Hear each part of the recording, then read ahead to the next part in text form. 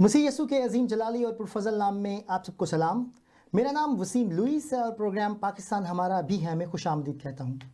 नाजरीन, आज का प्रोग्राम पाकिस्तान में मौजूद चर्चिस और मसीही अदारों के हवाले से है। आया क्या वजह है कि हमारे मसीही नौजवान तालीम के मैदान में पस्ती का शिकार हैं? आखिर जो चर्चिस और मसीही अदारों का किरदार था, क्या वो किरदार पूरी तरह निभाया गया है या फिर मसीही नौजवानों को नज़रअंदाज किया गया है? इस मौजू पे बात करने के लिए आज हमारे साथ स्टूडियो में मौजूद होंगे जनाब पास्टर इमरान गिल साहब। ये डफ फाउंडेशन के चेयरमैन हैं और साथ में एक सोशल एक्टिविस्ट हैं। उनके साथ तशरीफ़ रखते हैं जनाब एवेंजलिस्ट अजीम मसीह, ये भी एक सोशल एक्टिविस्ट हैं। और मैं अपने दोनों मेहमानों को प्रोग्राम पाकिस्तान हमारा भी है में खुश आमदीद कहता हूँ। Thank you. सबसे पहले मैं पास्टर इमरान साहब आपसे जानना चाहूँगा कि आखिर आपकी जो डफ फाउंडेशन है वो क्या काम करती है? खुदा यसू मसीह के बाबरकत और अजीम नाम में तमाम नाजरीन को जो इस वक्त BTL के हवाले से हमें देख रहे हैं, मैं उन सबको सलाम पेश करता हूं। और उसके बाद मैं ब्रदर लुइस साहब का और BTL का बहुत शुक्रगुजार हूं कि आज आपने हमें ये मौका दिया कि हम अपने मसीही बहन भाइयों के उन मसाइल पर बात कर सकें। और अब सेकेंडली बात करेंगे डफ फाउंडेशन पर। जी बिल्कुल। डफ फाउंडेशन का आगाज जो था वो आज से 3-4 साल पहले 2017 में हमने किया। और ये स्पेशली जो था, इसका वजूद जो माजरे वजूद में आई वो आई थाईलैंड के मसीही बहन भाइयों के हवाले से। और शायद आप भी इस बात को जानते हैं क्योंकि आप भी थाईलैंड में काफ़ी अर्सा रह के आए हैं। मैं खुदावन ने मुझे एक बोझ दिया कि मैं अपने उन बहन भाइयों के लिए कुछ करूं, उनको जाके मिलूं। और फिर मैं खुद बजाते खुद थाईलैंड गया। मैं अपने उन बहन भाइयों के साथ रहा, उनकी मुश्किलात को देखा, उनकी परेशानियों को देखा। और ये नहीं कि दूर से देखा कि मैं गया, मैं होटल में ठहर गया, मैं हॉलीडेज पे चला गया, नहीं, मैं उनके साथ रहा। क्योंकि जो मेरा मकसद था वो जाने का यही था कि मैं उनके दुख दर्द को देख सकूं, उनकी मुश्किलात को देख सकूं कि वैसे वो अपना वक्त वहां पे गुजार रहे हैं। जी। और जब मैं वहां से वापस आ रहा था तो जहाज में मैं दुआ कर रहा था तो खुदा ने मुझे एक नाम दिया, डव। अगर हम मसीहत के हवाले से जाएं तो पाकरू की निशानी है, हम उसको कहते हैं डव। और अगर जो लोग किसी चीज में ईमान नहीं रखते उनके लिए ये अमन का निशान। बिल्कुल। खुदा ने मुझे ये नाम दिया कि एक फाउंडेशन का स्टार्ट करो, बुनियाद रखें जाए जिसके तवसत से हम अपने उन बहन भाइयों के लिए काम कर सकें। और डव फाउंडेशन का इस वक्त जो मेन गोल है पिछले सालों से वो यही है कि हम अपने उन बहन भाइयों के लिए, मसीही बहन भाइयों के लिए जो थाईलैंड में मुश्किल और परेशानी की ज़िंदगी गुजार रहे हैं, हम उनके लिए ह्यूमैनिटेरियन बेसिस पे काम कर रहे हैं, हम एजुकेशन पे काम कर रहे हैं, हम मेडिकल पे काम कर रहे हैं, हम उनके लिए रेंट पे काम कर रहे हैं। बल्कि कहा जा सके कि जो भी मुश्किल हमें नज़र आए या हम तक पहुंचे, हम पूरी कोशिश करते हैं कि किसी तरह से भी हम उस मुश्किल को हल कर सकें। बुनियादी ज़रूरियात आप प्रोवाइड कर रहे हैं। बिल्कुल। अजीम भाई, मैं जानना चाहूँगा कि आप पिछले कुछ चंद सालों से खुदावंद की खिदमत में हैं और आपको क्या लगता है कि पाकिस्तान में जो चर्चेज़ हैं, आखिर क्या वजह है कि वो अपने मसीही नौजवानों को नज़रअंदाज कर रहे हैं? सबसे पहले तो वसीम भाई, मैं खुदावंद यसू मसीह में आपको सलाम पेश करता हूँ और BTL चैनल को कि जिसने ये मौका दिया कि हम आकर अपने क्रिश्चियन बहन भाइयों के लिए कुछ बोल सकें, कुछ कह सकें। और काफ़ी अरसे से हम खुदावंद की खिदमत में हैं। और अगर सूरत हाल पाकिस्तान की देखी जाए तो 16 साल पहले जब मैं यहाँ आया था तो वहाँ पे सूरत हाल थोड़ी डिफरेंट थी, मुख्तलिफ थी। जी। लेकिन अभी जो सूरत हाल जो हमें नज़र आती है वो सबसे जो कमज़ोर वहाँ पे सूरत हाल है वो ये कि हमारे क्रिश्चियन जो नौजवान हैं वो एजुकेशन की तरफ अपना ध्यान नहीं लगाते। बिल्कुल। और फिर दूसरा मैं ये कहूँगा कि हमारे जो पास्टर साहिबान हैं, जो खुदा के खादम हैं, जिनकी एक जिम्मेदारी है कि अपनी कलीसिया के लोगों की, अपनी कलीसिया के बच्चों की, अपनी कलीसिया की बहनों भाइयों की सही तरह देखभाल करें। खाली कलाम सुनाने काफ़ी नहीं होता, उनकी जो सोशल लाइफ है उसके ऊपर भी हमें नज़र रखने की ज़रूरत है। और स्पेशली यूथ के ऊपर, क्योंकि हम ये काम भूल जाते हैं और ये काम भूलने की वजह से यूथ जोन सी है या जो हमारे नौजवान हैं वो जो स्पेशली क्रिश्चियन जो नौजवान हैं वो बुरे कामों में पड़ जाते हैं। नशों में पड़ जाते हैं, और जो बेटियां हमारी वो थोड़ी डिफरेंट हो जाती हैं, वो थोड़ा पढ़ लिख जाती हैं, तो जिसकी वजह से जो आज हमें प्रॉब्लम्स नजर आ रही हैं पाकिस्तान में, वो नजर आ रही हैं क्योंकि हमारे जो खादमुद्दीन हैं वो उस तरह से अकॉर्डिंग टू बाइबल उस तरह से उनके ऊपर तवज्जो नहीं देते जिस तरह से उन्हें तवज्जो देनी चाहिए। बहुत अच्छी बात की कि नौजवानों की तालीम के हवाले से। इमरान, मेरा आपसे सवाल है कि पाकिस्तान में बहुत से मिशनरी अदारे हैं और जो सिर्फ बने ही मसीहों की तालीम के लिए थे, अब वहाँ से जो परसेंटेज अगर आप देखें तो 90% और 95% तक मुस्लिम पढ़ते हैं और सिर्फ 5% क्रिश्चियन पढ़ते हैं, वो भी जो रिच फैमिली से बिलोंग करते हैं। जो नॉर्मल क्रिश्चियन है वो उन तक उनकी रिसाई नहीं है। आप क्या समझते हैं कि क्या मसीही अदारों को अब जागने की ज़रूरत है ताकि वो मसीहों को अपलिफ्ट कर सकें? बिल्कुल, मैं आपकी बात से मुत्फिक हूँ। सबसे पहले तो मैं ये बताना चाहूँगा कि मैं खुद एक मिशनरी स्कूल से पढ़ा हुआ हूँ जी, Saint Joseph English medium high school जी, गुजरांवाला से। जी। और मैं ये बताना चाहूँगा आज, क्योंकि मैं इस वक्त नीदरलैंड्स में बैठा हूँ, कि जो मेरे पहले प्रिंसिपल थे, फर्स्ट प्रिंसिपल, उनका तल्लक नीदरलैंड से था। ब्रदर डेविड उनका नाम था। ओके। और बचपन से ही मैं तो नीदरलैंड्स के बारे में कहानियां सुनता था कि वो इस तरह से कंट्री है, और हम उनका काम देख रहे थे और वो प्रैक्टिकल काम देखते थे उनमें। और सेंट जोसेफ स्कूल जो था one of the best school in our city उस वक्त भी। तो मैं तो ये समझता हूं कि हमारे मसीही बच्चों को हमारे मिशनरी स्कूल्स में तालीम देना बहुत जरूरी है। अगर आज हम देखें, अक्सर हम टीवी पर देखते हैं बहुत सारे जो बड़े बड़े सियासतदान आ जाते हैं, डॉक्टर्स, इंजीनियर्स आते हैं, वो यही बात करते हैं जी कि मैं जो है ना मैं फलाना जो कैथीड्रल है वहां से पढ़ा हूं, मैं उस मिशनरी स्कूल से पढ़ा हूं। तो देखा जाए तो वो सब निकले तो मिशनरी स्कूल से थे। जी, जी। और मिशनरी स्कूल्स जो थे उनको बनाने का मकसद सिर्फ ये था कि अपनी मसीही कौम को अपलिफ्ट करने के लिए। जी, बिल्कुल। अगर हम माजी में चले जाएं तो मिशनरी स्कूल्स में बहुत सारे पहले क्रिश्चियन बच्चे ही पढ़ते थे, लेकिन जैसे जैसे वक्त गुजरता गया और जैसे जैसे वो अदारे कमर्शियल, मैं कहूंगा एक वर्ड है कमर्शलाइज्ड, जैसे जैसे वो कमर्शलाइज्ड होते गए, उनका जो तवज्जो थी वो बढ़ गई। और जब नजर पैसे की तरफ चली गई तो मसीही बच्चे नजरअंदाज हो गए। ठीक। क्योंकि ये एक तल्ख हकीकत है कि पाकिस्तान में क्रिश्चियंस जो हैं वो मुआशी लिहाज से इतने मजबूत नहीं हैं वो।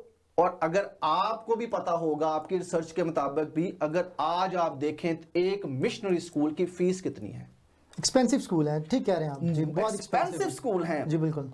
एक आम मसीही अपने बच्चे को उस स्कूल में दाखिल नहीं करवा सकता, उसका एडमिशन नहीं करवा सकता, बहुत मुश्किल है। मेरा एक बहुत अहम सवाल है आपसे कि जब आपने कहा कि जो आपके स्कूल के प्रिंसिपल थे उनका ताल्लुक नीदरलैंड से था, जी, ठीक है, आपको क्या लगता है कि जैसे मिशनरियों ने स्कूल जो थे वो पाकिस्तानी कम्युनिटी के हवाले किए, क्या उन मिशनरी का कसूर है या कि जो पाकिस्तानी मसीहों ने इनको होल्ड किया और उसके बाद उनको कमर्शलाइज कर दिया? आप क्या समझते हैं किसमें किसका कसूर है? मैं आपके सामने एक मिसाल रखूंगा, ब्रदर डेविड की ही रखूंगा जी, बिल्कुल, क्योंकि बात अब हो रही है नीदरलैंड्स, ब्रदर डेविड के बारे में। जी।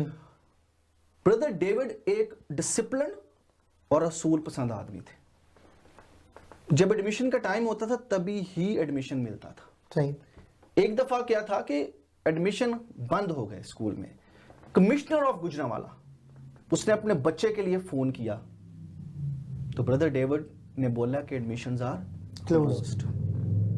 सही। उसने बड़ी कोशिश की कि किसी तरह से भी उसका बच्चा जो है वो सेंट जोसेफ में उसका एडमिशन हो जाए, लेकिन उसका एडमिशन नहीं हुआ, ना डोनेशन से, ना सिफारिश से, ना जोर से, ना जबरदस्ती से। अगर आप जानते हैं पाकिस्तान से तल्लक रखते हैं कि कमिश्नर की क्या अथॉरिटी होती है, जी, बिल्कुल।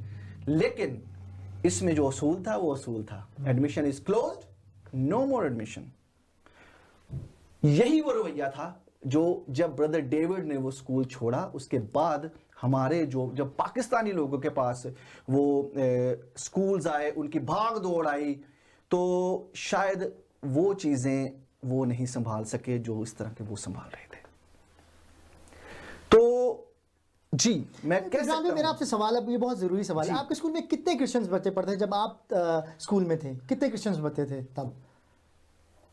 میری کلاس میں جب شروع کیا گیا تو میرے خیال میں ہم 4 یا 5. اور آپ کے اسکول میں ٹوٹل بچوں کی کتنی تعداد تھی؟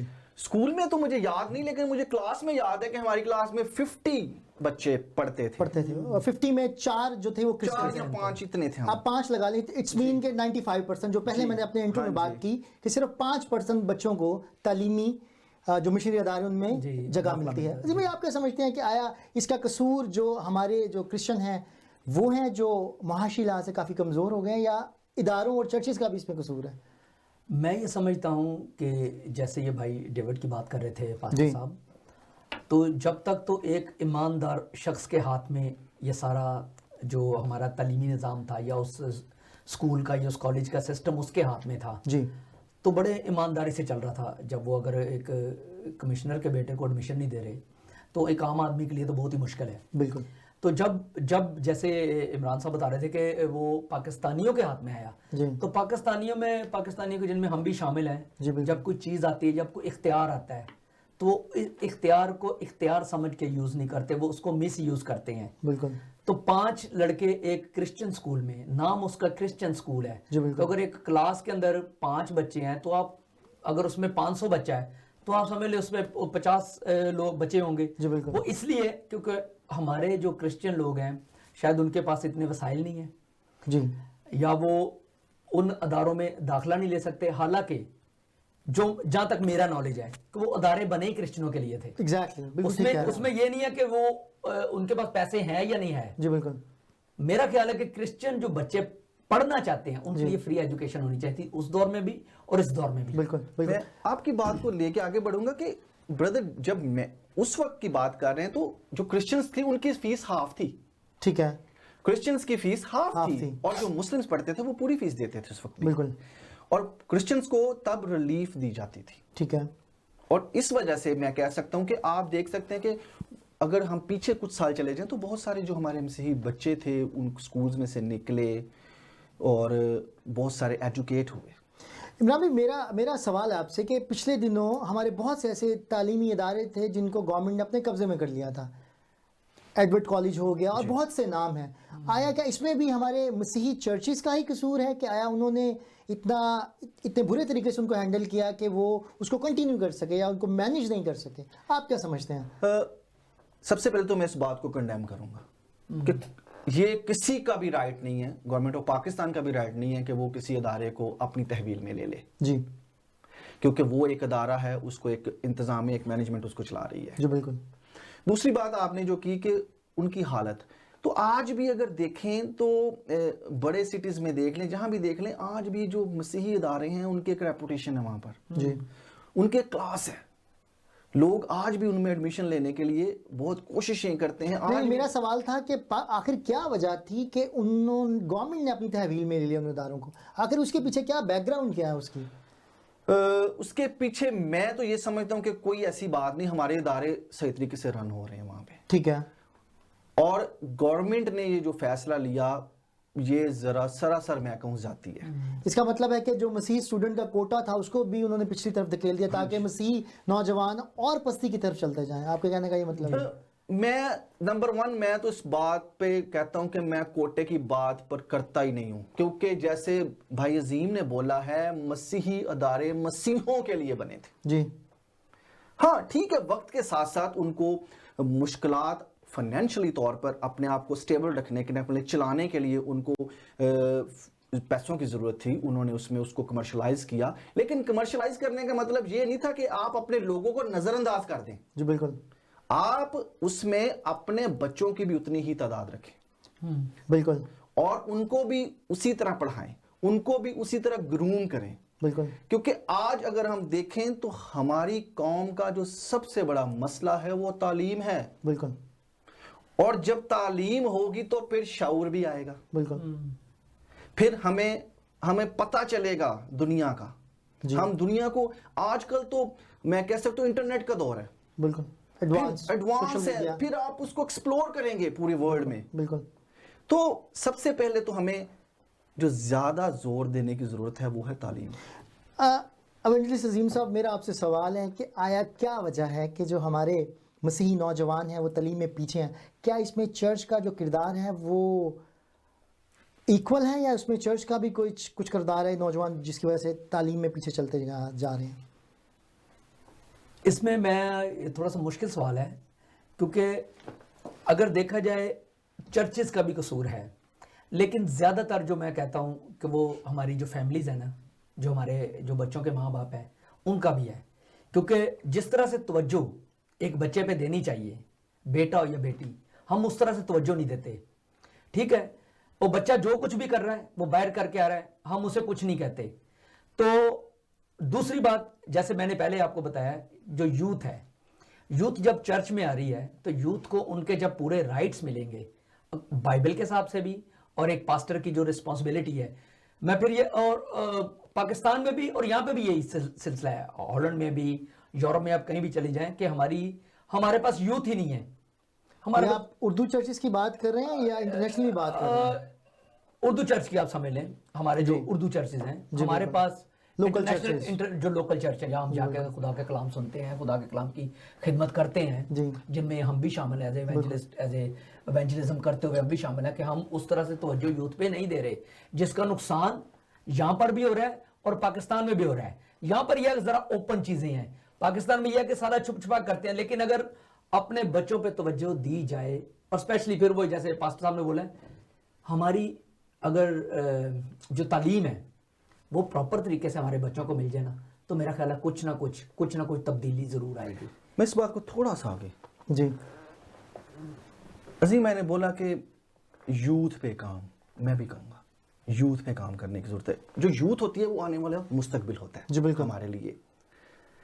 जब हम अपने बैकग्राउंड में अगर हम माजी में जाएं तो हम देखते हैं कि जब हम छोटे थे तो हम जब चर्च में जाते थे तो संडे स्कूल्स होते थे, संडे स्कूल के ज़रिए हमें मजहबी तालीम भी दी जाती थी, साथ में हमें सोशल चीज़ों के बारे में बताया जाता। उसके बाद हम यूथ प्रोग्राम्स, जब हम थोड़े यूथ में आए फिर यूथ प्रोग्राम्स थे, यूथ लीडर्स थे, और वो जो यूथ पे काम करते थे उनके साथ बातचीत होती थी, उनको ग्रूम किया जाता था, सिर्फ मजहबी हवाले से नहीं बल्कि उनके आने वाले जो था समाजी लिहाज से उनके मुस्तकबिल के बारे में उनके साथ बातचीत की जाती कि आप आइंदा अपनी आने वाली ज़िंदगी में क्या करना चाहते हैं, क्या बनना चाहते हैं। उनके व्यूज़ लिए जाते थे, उनसे पूछा जाता था, बाद में उन पर थोड़ी तवज्जो दी जाती थी, उनको बताया जाता था कि किस आप शोबे में जाएं, कहाँ पे कौन सा अदारा, कहाँ पे आप उसको आप एक्सेप्टेबल हैं। इस तरह की चीज़ें जो है ना वो बहुत ज़रूरी हैं। आज भी हमारे लिए वही चीज़ें ज़रूरी हैं, लेकिन मैं समझता हूँ कि आज उसकी कमी है और हमें वापस,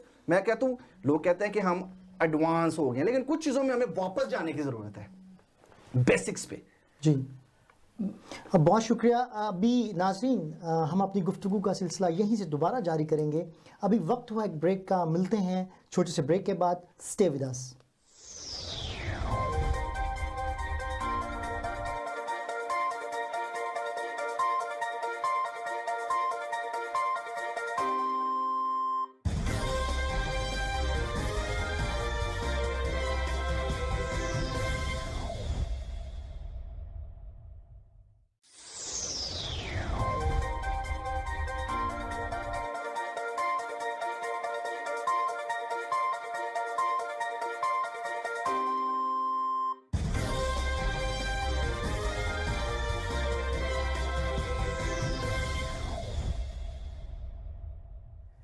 जी नाजरीन, हम आपको दोबारा खुश आमदीद कहते हैं अपने प्रोग्राम पाकिस्तान हमारा भी है में। नाजरीन, हम पास्टर इमरान गिल और एवेंजलिस्ट अजीम मसीह से बातचीत कर रहे थे नौजवानों की तालीम के ऊपर। इमरान भाई, मेरा आपसे सवाल है कि आपने देखा कि जैसे मदरसे और मज़ारात में बहुत ज़्यादा इजाफा हो रहा है पाकिस्तान में, इसी तरह चर्चिज़ में भी इजाफा हो रहा है और जो तालीमी स्कूल हैं उनमें कमी पेश आ रही है। ऐसे ही मसीही जो स्कूल्स खुलने चाहिए थे वो भी कम खुल रहे हैं। आया क्या वजह है कि मदरसों और चर्चिज़ में इजाफा हो रहा है जबकि जो मसीही तालीम के लिए जो जगह होनी चाहिए उसमें कमी वाक़ हो रही है? क्या समझते हैं आप? इसके बारे में मैं आपसे एक बात करना चाहूँगा। पहले जी मैं अपना पर्सनल जो है ना एक्सपीरियंस आपके साथ शेयर करना चाहूँगा। मैं कोरिया में था एज अ मिशनरी, वहाँ पे बहुत बड़े चर्च के साथ मेरी बातचीत चल रही थी। वो चाह रहे थे कि मुझे कहते हैं जी हम चाहते हैं कि आप पाकिस्तान में जाएं, वहाँ पे एक चर्च बनाएं, वहाँ पे हम आपको पास्टर रखेंगे, ये है, ये फैसिलिटीज़ होंगी, ये मराहत होंगी, व्हाटएवर। लेकिन मैंने उनके साथ एक क्वेश्चन रखा। मैंने कहा मैं ये कह रहा हूँ कि पाकिस्तान में चर्चेस बहुत ज़्यादा हैं, پاکستان میں جو لوگ ہیں ان تک کلام بھی پہنچ رہا ہے. کہتے پھر آپ کیا چاہتے ہیں؟ میں نے کہا میں چاہتا ہوں کہ پاکستان میں اگر آپ نے کچھ کرنا ہے تو ایک سکول بنائیں. صحیح. اور سکول بنا کر اس سکول کو ٹوٹلی فری کریں ان بچوں کے لیے کہ جو پڑھنا چاہتے ہیں لیکن پڑھ نہیں سکتے, ان کے پاس سورسز نہیں ہیں. میں نے کہا کہتے ہیں یہ کیسے ہوگا؟ میں نے کہا جی میں ڈھونڈ کر لاؤں گا, میں پاکستان کے کونے کونے میں سے بچے ڈھونڈ کر لاؤں گا اس سکول کے لیے. ہم اس کو سٹارٹ کریں گے شروع سے اور اسی کو لے کر اینڈ تک ہم جائیں گے تاکہ ہمارے پاس اپنے ہی سارے بچے ہوں. اور میں نے کہا ہمیں صرف آپ کی ضرورت 20 سال تک ہوگی. صحیح. آپ ہمیں 20 سال تک سپورٹ کریں, اس کے بعد ہم اپنے آپ کو خود سپورٹ کریں گے. صحیح. ہم ساری زندگی آپ سے بھیک نہیں لے سکتے اور نہ ہی لیں گے. 20 سال تک سپورٹ کریں, اس کے بعد ہم سیلف سپورٹ کریں گے اور پھر اس کو ہم چلائیں گے. اور ہم اپنی ایک جنریشن اس میں سے نکالیں گے, پڑھائیں گے, ان کو ٹیکنیکل تعلیم دلوائیں گے, جو کچھ بھی. لیکن آج پاکستان میں جس چیز کی ضرورت ہے وسیم بھائی وہ ہے سکولز کی, اور بزنس کے لیے نہیں.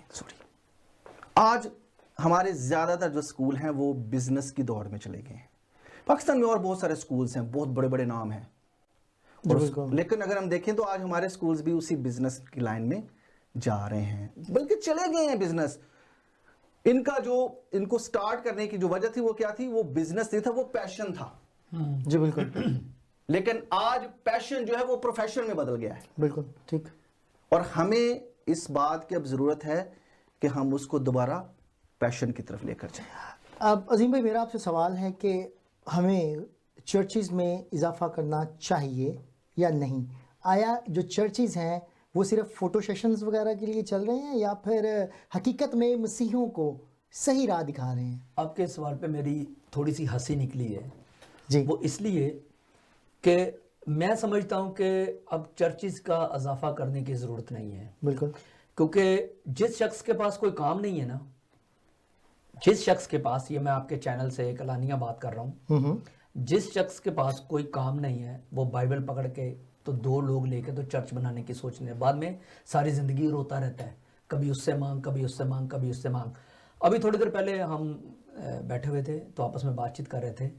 جو میرا نظریہ ہے, جو میری ایک سوچ ہے, جی بالکل, یسوع مسیح کے نام کو جو ہمارے پاسٹرز ہیں, جو ہمارے ایونجلسٹ ہیں, جو بھی کام کر رہے ہیں, جی بالکل, وہ یسوع مسیح کے نام کو اس بیکاری کی طرح یوز کر رہے ہیں جو ہیکل کے باہر کھڑا ہو کے مانگا کرتا تھا. پترس اور اس کے ساتھ جو اس کا دوسرا دوست تھا, اس نے بولا کہ یسوع مسیح کے نام سے چل پھر. اب میں یہ سمجھتا ہوں کہ وہ لنگڑا چل تو پڑا, وہ آج کل کے پاسٹرز کی صورت میں, ایونجلسٹ کی صورت میں وہاں سے اٹھ کے ہیکل میں چلا گیا, اندر چلا گیا پلپٹ پہ. تو وہ پلپٹ پہ کھڑا ہو کے پتہ کیا کر رہے ہیں, آپ یہ دیں گے تو آپ کے لیے یہ ہوگا, آپ یہ دیں گے تو آپ کے لیے یہ ہوگا. ہمارا کام ہے ایز اے خدا کے خادم ہوتے ہوئے, خدا کی خدمت کرتے ہوئے, صرف یہ کام ہے کہ ہم ایسے لوگوں کے لیے دعا کریں تاکہ خدا ان کی آنکھیں کھولے اور یسوع مسیح کے نام کو ایز اے بزنس نہ استعمال کریں, کیونکہ خدا آپ سے ان چیزوں کا حساب لے گا. خدا ان چیزوں کا حساب لے گا. میں نے بہت سے پچھلے سوشل میڈیا پہ ایسے بہت سی تصاویر دیکھیں کہ جو بھٹے پہ مزدور کام کرتے ان کے پاس جاتے ہیں, ان کو شاید 1-2 گفٹ دیتے ہیں, ان کی تصویریں بنا لیتے ہیں, اور تصویریں بنانے کے بعد پھر وہ ایک سلسلہ جاری ہو جاتا ہے. لیکن وہ جو بھٹا مزدور ہے وہ وہیں پہ رہتا ہے, اس کی پوری زندگی, اس کے بچوں کی زندگی اور اس کی آنے والی نسل اس بھٹے پہ ہی مزدوری کرتی ہے. کیا آیا بجائے اس کے لیے دعا کریں کہ ہم ایسا نہیں کر سکتے کہ اس کو کچھ اچھی جگہ پہ لے کے جائیں, اس کے بچوں کو تعلیم دلوائیں تاکہ وہ اپنی مدد خود کر سکیں؟ وسیم بھائی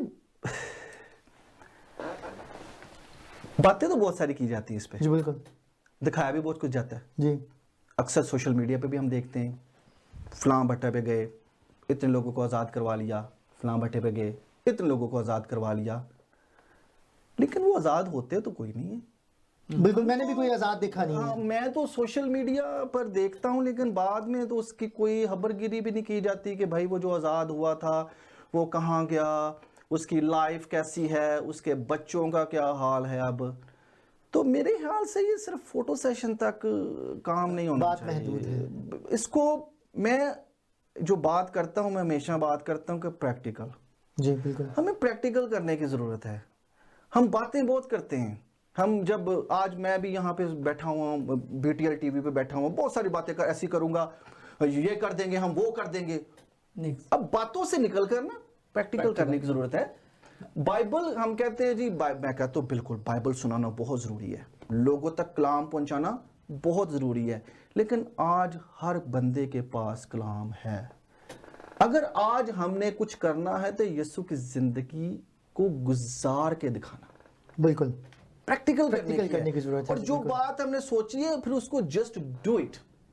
مجھے میں اکثر بہت مثال دیتا ہوں, نائکی ہم بہت پہنتے ہیں, ڈیزائنر کلوتھس, شوز نائکی کے, شرٹس نائکی کی ہونی چاہیے, لیکن کیا کبھی آپ نے اس کے نیچے اس کا لوگو پڑھا؟ سلوگن ان کا just do it. Just do it. Yes, ان کا سلوگن جسٹ ڈو اٹ ہے. میں بھی آج یہی کہوں گا کہ آج ہمارے مسیحی لیڈران کو, ہمارے جو مسیحی آرگنائزیشنز چلا رہے ہیں, جو ادارے چلا رہے ہیں, ارے بھائی جسٹ ڈو اٹ. بالکل جسٹ ڈو اٹ. میں نے بہت سی ایسی پاسٹر, میں نے بہت سی ایسی NGOs دیکھی ہیں جو صرف نام کی NGOs ہیں. جب کوئی نیشنل ڈیزاسٹر ہوتا ہے تو وہ وہاں پر جا کے کمبل دے دیتے ہیں, کچھ اور چیزیں دے دیتے ہیں, لیکن حقیقت میں جو مسیحی خدمت ہے اس سے بہت دور ہیں, اور جو مسیحیوں کی خدمت کے لیے وہ آرگنائزیشن بنائی گئی تھی وہ نہیں ہو رہی ہیں. تو آخر کب تک ہمارے مسیحی ان سب چیزوں کو دیکھتے رہیں گے اور ان کے خلاف بھی آواز نہیں؟ میں تو چاہتا ہوں کہ جیسے ہم جبرن شادی کے خلاف پروٹیسٹ کرتے ہیں, ہمیں ان اداروں کے خلاف بھی پروٹیسٹ کرنے کی ضرورت ہے. آپ کیا سمجھتے ہیں اس بارے میں؟ بالکل, آپ نے بالکل صحیح کہا. کمبل کی بات کی نا, کمبل وہ اس لیے دیتے ہیں کہ ان کو چھپا دیں کمبل کے نیچے تاکہ وہ نظر ہی نہ آئے. یہ وجہ ہے کمبل دینے کی بھائی. صحیح, اکثر کمبل ہی دیکھتے ہیں نا ہم. جی بالکل, کمبل بھائی تاکہ وہ پرابلم ہی چھپا دیتے جی ہیں, بالکل, تاکہ کسی کو نظر ہی نہ آئے. ہمیں ان کے خلاف آواز اٹھانے کی ضرورت ہے میرے بھائی. جی عظیم بھائی آپ کیا کہیں گے اس بارے میں؟ ان کی بات کے ساتھ میں 100% ایگری ہوں, اور میں ایک بات آپ کرنا چاہوں گا, وہ یہ کہ پہلے جو آپ نے مجھ سے سوال کیا تھا کہ جو غریب لوگ ہیں جی ان کو یہ سکھایا جاتا ہے کہ دو دو دو دو دو, وہ بیچارے دے دے کے وہی کے وہی ہیں, اور ہم لے لے کے کہاں سے کہاں چلے جاتے ہیں. بالکل, کیونکہ ہم صرف اپنا پیٹ بھرتے ہیں اس ٹائم, بالکل, ان کا پیٹ خالی کرتے ہیں. وہ بیچارے سارا دن بھٹوں پہ یا لوگوں کے گھروں میں کام کرتے ہیں. جو ہماری کمیونٹی ہے, زیادہ تر جو پاکستان میں یا جو گاؤں وغیرہ میں لوگ ہیں, غریب لوگ ہیں, ہم بھی ان میں سے نکلے ہیں. پتہ نہیں کس طرح محنت کر کر کے ہمارے ماں باپ نے ہمیں یہاں تک پہنچایا ہے. لیکن جو ہمارے خادم الدین ہیں, آپ یہ سوچیں, پرسوں میں ایک خدا کے خادم, انڈیا خادم ہے, وہ خدا کا کلام سنا رہے تھے جی دہ یکی کے بارے میں. جی وہ کہہ رہے ہیں خدا کنگلا خدا نہیں ہے, بالکل, وہ دہ یکی کے ہم خدا کو دیتے ہیں. نہیں, وہ پاسٹر صاحب اس لیے دائیں کی مانگتے تاکہ وہ اپنے کورٹ میں کیس وغیرہ لڑ سکیں اور دوسرے کام کر سکیں. آج کل جو کہاں نارمل چل لڑتے رہا ہے, ہیں, بالکل کہاں لڑتے ہیں. نہیں, اپنے کیس جو ان کے ذاتی کیس ہوتے ہیں. اب وہ آپ ٹھیک کہہ رہے ہیں, وہ آپ ٹھیک کہتے ہیں, وہ اس وقت ہمارا ٹاپک موضوع نہیں ہے بالکل, لیکن وہ جو لڑ رہے ہیں ان کو لڑنے دیں. لیکن جو ہم کہنا چاہ رہے ہیں, یہ جو ہمارے دل میں بات ہے جو کافی عرصے سے رکی ہوئی ہے, وہ ہمیں کرنی چاہیے. بالکل, کیونکہ خدا نے ہمیں بزدلی کی روح نہیں دی, ہمیں دلیری کی روح دی ہے. بالکل, اور جب آپ دلیر ہیں, جب خدا کا پاک روح آپ دعویٰ کرتے ہیں کہ ہمارے اندر ہے, تو پھر بول لیں. بالکل. تو میں یہ چاہتا ہوں کہ جو بن رہے ہیں, غریبوں کے پیسوں سے بن رہے ہیں, ان کو چاہیے کہ غریبوں کے بچوں پہ توجہ دے. بالکل, اگر ماں باپ محنت کر کے اپنے پیسے میں سے دہ یکی دیتے ہیں, تو کم سے کم وہ دہ یکی لے کے ان کے بچوں میں سے ایک بچے کو ایز اے خدا کے خادم ہوتے ہوئے ہمارا فرض بنتا ہے کہ ہم کم سے کم FSC BA ان کو اس قابل کر دیں کہ وہ اپنے گھر کا بندوبست صحیح طریقے سے کرنے والے بن سکیں. میں اس کو ایڈیشن کرنا چاہوں گا, عظیم بھائی نے کہا FSC BA گڈ. میں کہتا ہوں کہ بہت سارے ایسے ہمارے لوگ ہیں جن کو ٹیکنیکل تعلیم کی دلوانے کی ضرورت ہے. بالکل, میں نرسنگ پہ بہت زیادہ زور دیتا ہوں اکثر. وہ اس لیے میں کہتا ہوں کہ نرس جو ہے وہ پاکستان میں بھی پیسے کما سکتے ہیں, اگر اوورسیز چلے جائیں گے تو وہاں پہ بھی پیسے کمائیں گے. بالکل ٹھیک کہا آپ نے. آج سے پیچھے اگر ہم دیکھیں, ماضی میں جائیں تو بہت سارے مسیحی جو تھے, بچے یا بچیاں تھیں, وہ نرسنگ اور میل نرسنگ میں تھے. لیکن اب آج کل تو نرسز کے ساتھ بہت برا سلوک کیا جا رہا ہے. جو پاکستانی نرسز, اگر ہم دیکھیں سلوک جو بھی ہو رہا ہے میرے بھائی, وہ غلط ہے. لیکن جب ہم تعلیم کی بات کرتے ہیں تو صرف تعلیم سے تو ہمیں نوکری بھی نہیں ملتی. بالکل. میرا نام عمران ہے نا, تو ایک جگہ پہ انٹرویو دینے کے لیے گیا تو میں نے کہا عمران, جب تک اس کو یہ پتا تھا جی میں ایک عمران ہوں, کیونکہ عمران تو ایک جرنل نیم ہے. جی بالکل. لیکن جب اس کو پتا چلا کہ کرسچن ہے تو وہ جاب جو مجھے ملنی تھی وہ ملی ہی نہیں تھی مجھے. بالکل. لیکن نرسنگ میں اس لیے کہتا ہوں کہ وہاں پہ جابز مل جاتی ہیں, ہمیں ایزیلی آپ جاب لے لیتے ہیں. اور دوسرا پریکٹیکل کی بات میں کرتا ہوں, پریکٹیکل کرنے کی ضرورت ہے بھائی میرے. بالکل. آج ہمیں صرف لینا نہیں بلکہ آج ہمیں دینا بھی ہے, ہمیں دینا سیکھنا ہے ہمیں, اور اپنے بہن بھائیوں کے لیے.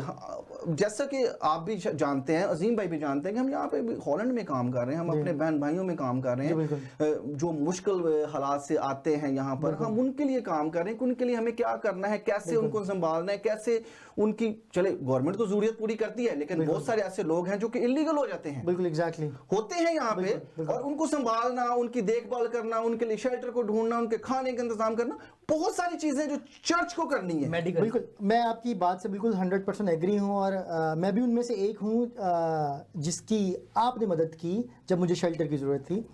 تو میں چاہتا ہوں کہ کیا ایک فرد واحد اس کام کو آگے لے کر چل رہا ہے, کیا جو ہمارے چرچز ہیں جیسے اردو چرچ ہے اور جتنے بھی ہالینڈ میں چرچ ہیں یا یورپ میں جو بھی چرچ ہیں, کیا وہ مل کر کچھ ایسی پلاننگ نہیں کر سکتے کہ جو ہمارے آنے والے مسیح ہیں ان کی مدد کی جائے؟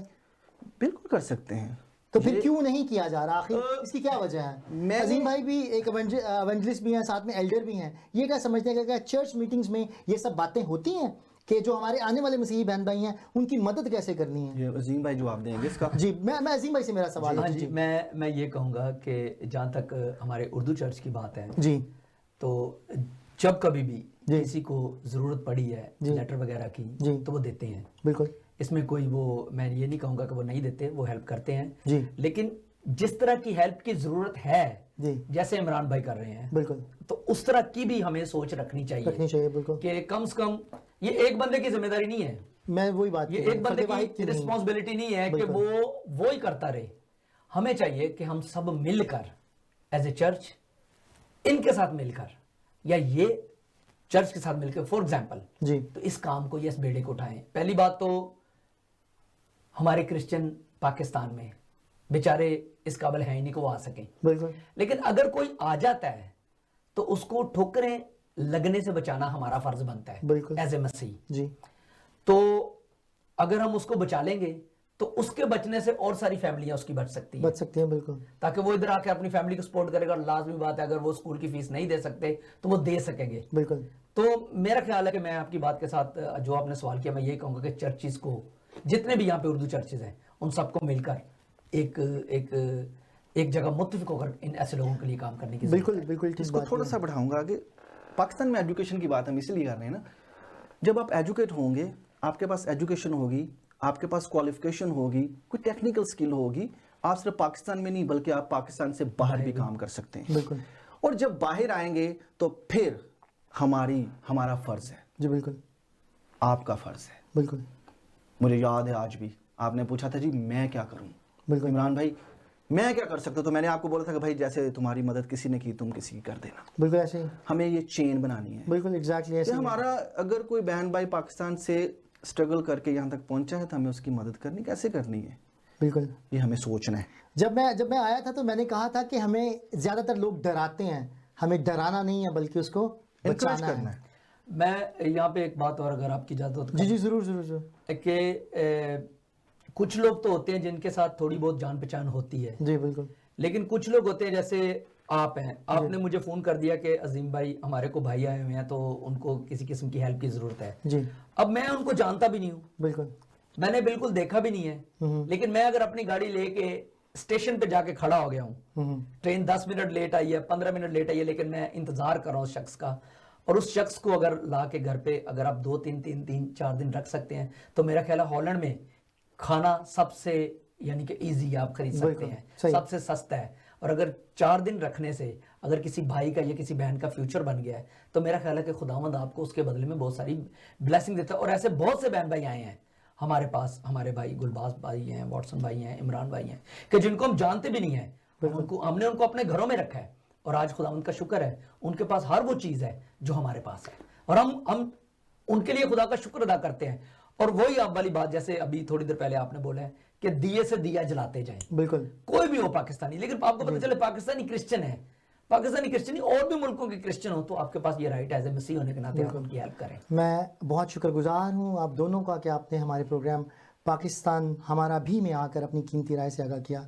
ناظرین, اب ہمارے پروگرام کا وقت ختم ہو جاتا ہے. آپ نے دونوں مہمانوں کی گفتگو سنی کہ کیسے ہم سب مل کر اپنے مسیحی اداروں کو, جس میں ہمارے مسیحی نوجوانوں کے لیے جگہ نہیں ہے, जगह दिलवा सकते हैं और बजाय हम चर्चेस बनाने के हम तलीमी अदारे बनाने की तरफ आएँ। नाजरीन, अगले हफ्ते एक नए मौजू के साथ फिर आपकी खिदमत में हाजिर होंगे। तब तक इजाज़त दें, देखते रहें BTL TV, stay with us.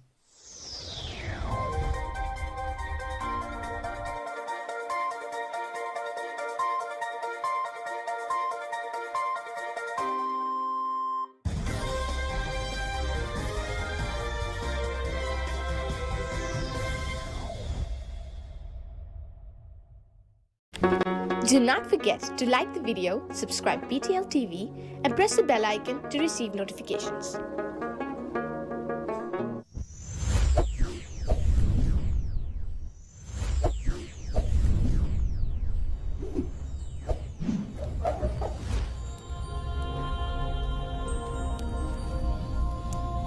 Jesus is